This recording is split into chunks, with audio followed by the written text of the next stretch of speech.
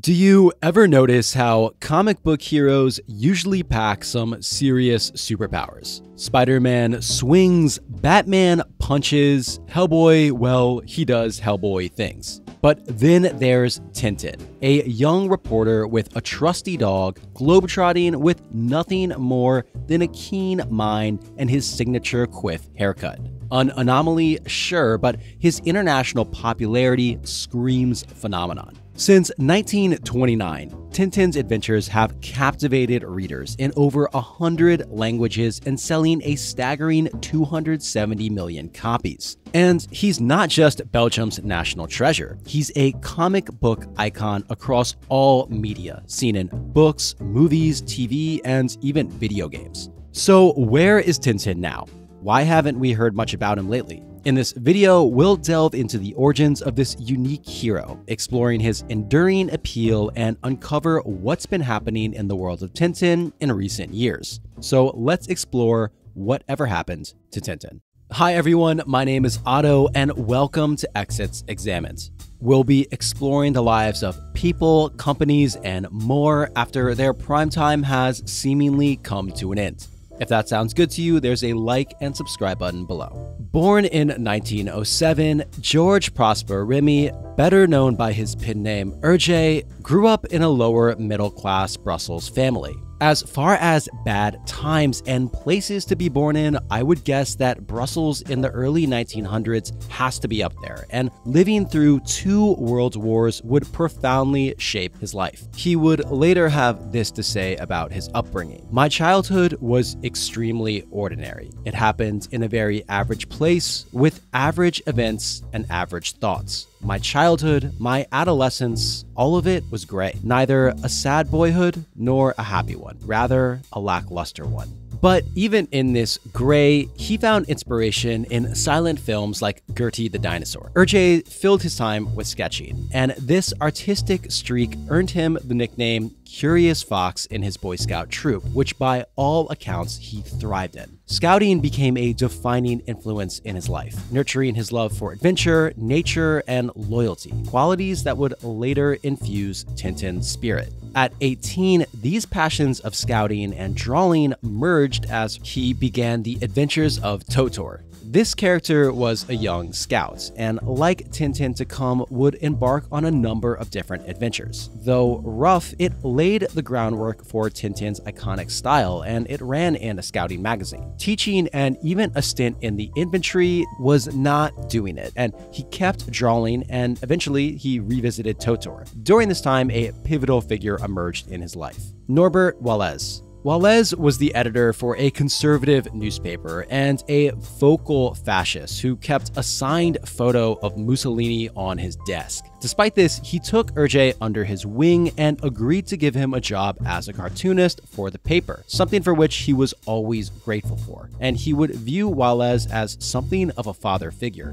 Actually, Wallace introduced Hergé to his first wife, as he insisted that people who worked for him be married, with him personally carrying out the ceremony. So before we get ahead of ourselves, who is Tintin anyway? Well, he's a young Belgian reporter, and in the adventures of Tintin, he constantly finds himself in the middle of perilous situation after situation, overcoming them with bravery and resourcefulness. While he's technically a reporter, he actually rarely seems to be, reporting. Hergé maintained that Tintin was perpetually on the cusp of 18, and he represents the ideal of the boy hero. Brave, resourceful, well-mannered, and always standing up for what's right. More than just a personal story, the adventures of Tintin can also be seen as a fascinating reflection of contemporary world events throughout the chaotic years of its runtime. Hergé's foresight in incorporating emerging technologies into his work, such as the depiction of the moon landing and supersonic jets, was pretty remarkable, and he would do huge amounts of research into history, geography, and science to ensure the authenticity of his narratives. Despite the many locales Tintin visits, surprisingly, Hergé hardly ever visited any of the settings himself, and instead had to rely on a heavy amount of research. This dedication to detail permeated every facet of his works,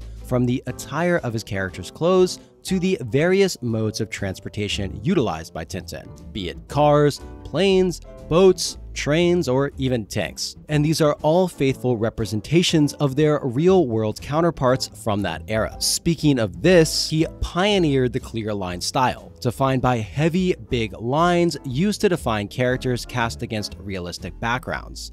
It also made use of bold colors, and this style really helped give Tintin a unique feel and look. Spanning decades, Tintin's adventures reflect a fascinating evolution, shaped by both Hergé's artistic growth and the world's changing landscape. Tintin started as an evolution of Totor, and the earliest Tintin strips were marked by a simpler, cartoonish style and episodic narratives. These often have strong political messages. For example, the very first album, Tintin in the Land of the Soviets, was pretty much just anti-Soviet propaganda. These early works can be rough to read, and a lot of this can be attributed to its distasteful and sometimes outright disgusting content. Of course, these have to be judged with the respect to the ideology of the audience at the time, but works like Tintin in the Congo in particular contain some pretty awful depictions. It does have to be said, though, that as Hergé matured and gained more creative control of the brand, he acknowledged these shortcomings, and later said, "I admit that my early books were typical of the mentality of the time. There was little to no attempt at accuracy in these early works, and the perceptions were based on popular prejudice, not on the actual qualities of the people being portrayed." Later in his life, he would go on to change and suppress these earlier works. However, it's all a pretty rough start to the series, and it's a mark that stayed with him throughout the years. Despite the rocky start, it's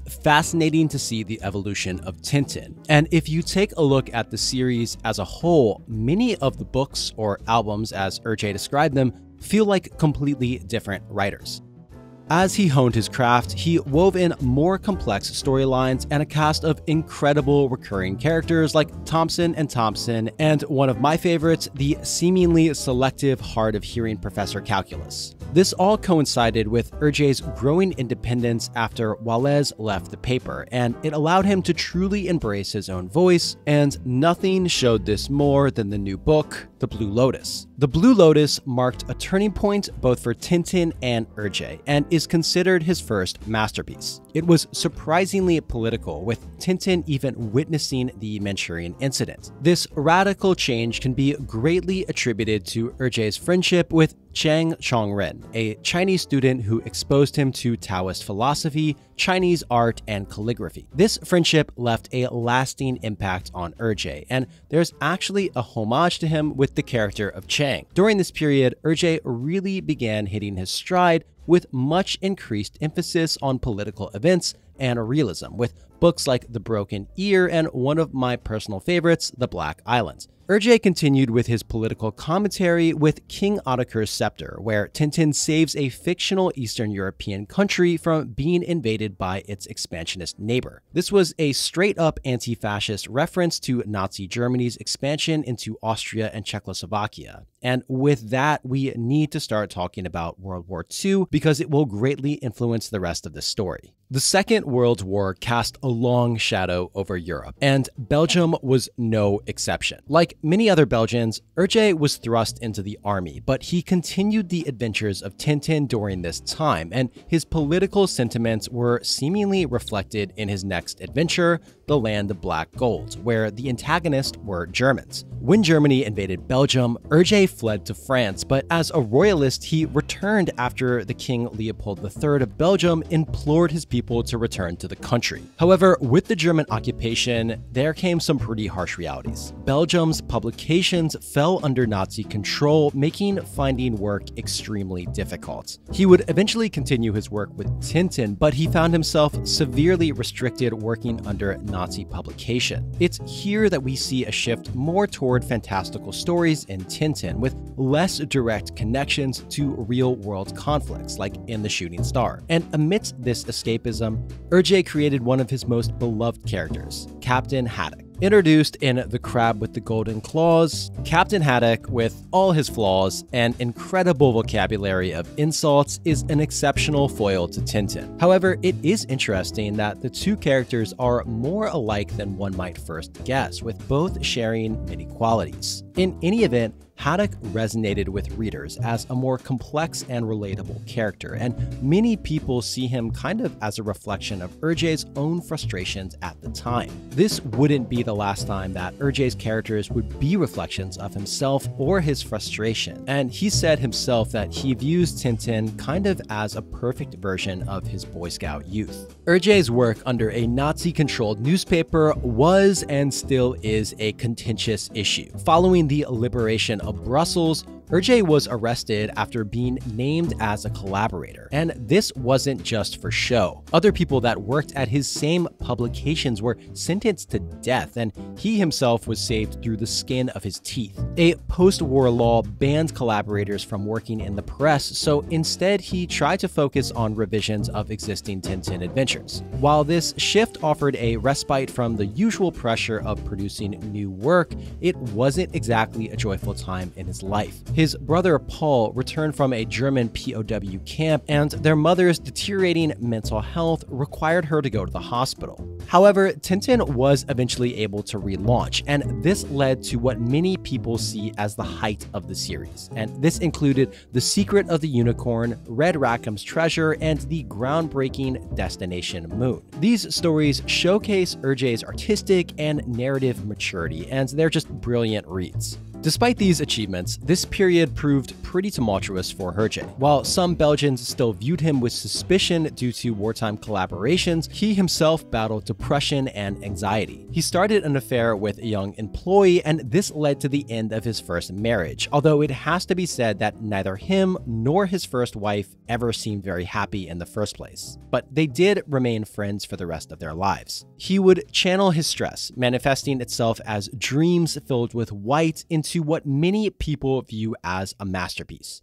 Tintin in Tibet, exploring spirituality and friendship, where Tintin would search for his old friend Chang. Hergé continued captivating readers with new adventures of Tintin until his death in 1983. He expressly stated that the series would end with him, but the cultural juggernaut of Tintin did not end there. The Tintin organization found its footing with merchandising high-end products at curated locations, which you can still shop at today. Speaking of real-world locations, you can also take a pilgrimage to Museum Hergé in Belgium, opened in 2007. And of course, there were attempts at movie adaptations. This is fascinating because the series was so long-lived that there was a pretty large number of films attempted, all with different styles. The first of which was a 1947 stop-motion puppet version, The Crab with the Golden Claws. It follows the story of the original almost exactly, but it only ever had 2 theatrical screenings. In the 60s, Tintin and the Golden Fleece and Tintin and the Blue Oranges were live-action adaptation with Hergé's blessings, with him even being present for some of the filming. These were not exactly high budget though, but they do have this easygoing charm, even if they do feel kind of cheesy at times. Tintin and the Temple of the Sun in 1969 and Tintin and the Lake of Sharks in 1972 took a different approach with animation. The subject of the Temple of the Sun was the 7 crystal balls, and Prisoners of the Sun merged. There was a lot of publicity for the movie. However, the 60s animation feels a bit dated today, and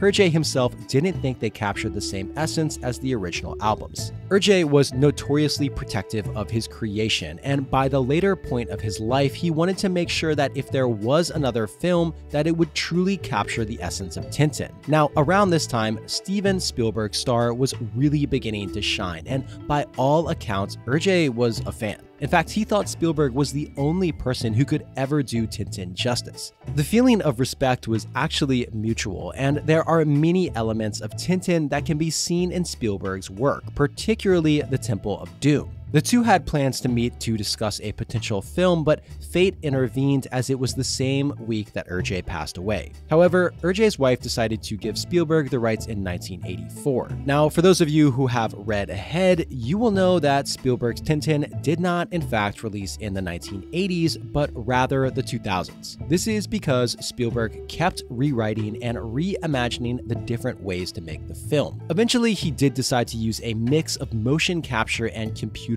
animation, and sometimes this choice and the debate around it seems to eclipse the movie itself, which is too bad because, well, It's a great movie, and for what it is, it captures the spirit of Tintin extremely well. The movie was a big deal, with huge names attached to it and a ton of great Easter eggs and homages sprinkled throughout it. Despite this, the film wasn't really an instant hit in America, which was kind of to be expected as Tintin was never particularly popular in the US compared to Europe. That's not to say the film wasn't a success, but it should be noted that the planned sequel is seemingly stuck in development hell. Throughout the years, Spielberg has been adamant that the movie will release, although Peter Jackson will take over as director. Despite this, there hasn't really been a lot of news of this lately, and its future kind of remains in limbo. There were also some radio and TV adaptations, with some notable ones being a BBC radio series and the 60s TV series, Hergé's Adventures of Tintin.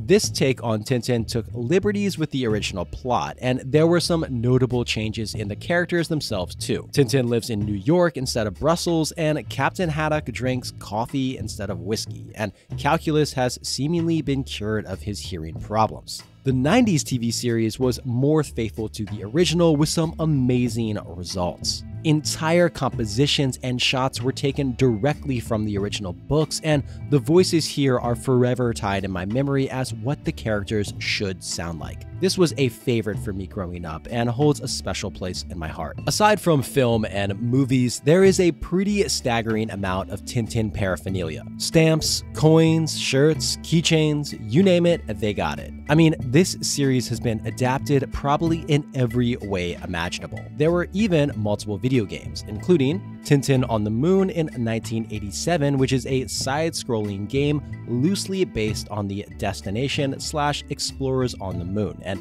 it features some solid animation and pretty good graphics for the time. There were a number of different platformers, Prisoners of the Sun and Tintin in Tibet, both in 1995, which were truly fascinating looking games and seemed to review decently. I personally love the visuals, and they're surprisingly faithful toward the comics. In that general time frame, there was another platformer, this time for the PS1, called Tintin Destination Adventure, which looks a bit stranger and didn't manage to review as highly. There's also more modern renditions, with a 2011 film tie-in that follows the events of the film. While it had some great charm, voice acting, and visuals, as a platformer, it kind of received middling reviews just for repetitive gameplay. There's actually been games as recently as 2023 with Tintin Reporter, Cigars of the Pharaoh. It sticks pretty faithful to the original comic, but apparently is extremely buggy according to Steam. I wasn't able to get a copy myself, but I'm just happy that there still are games coming out for the franchise. Now, all of this is just scratching the surface, because this is a rabbit hole. There have been theater performances, documentaries, exhibitions, and even some interesting parodies with their own interesting stories and lives, like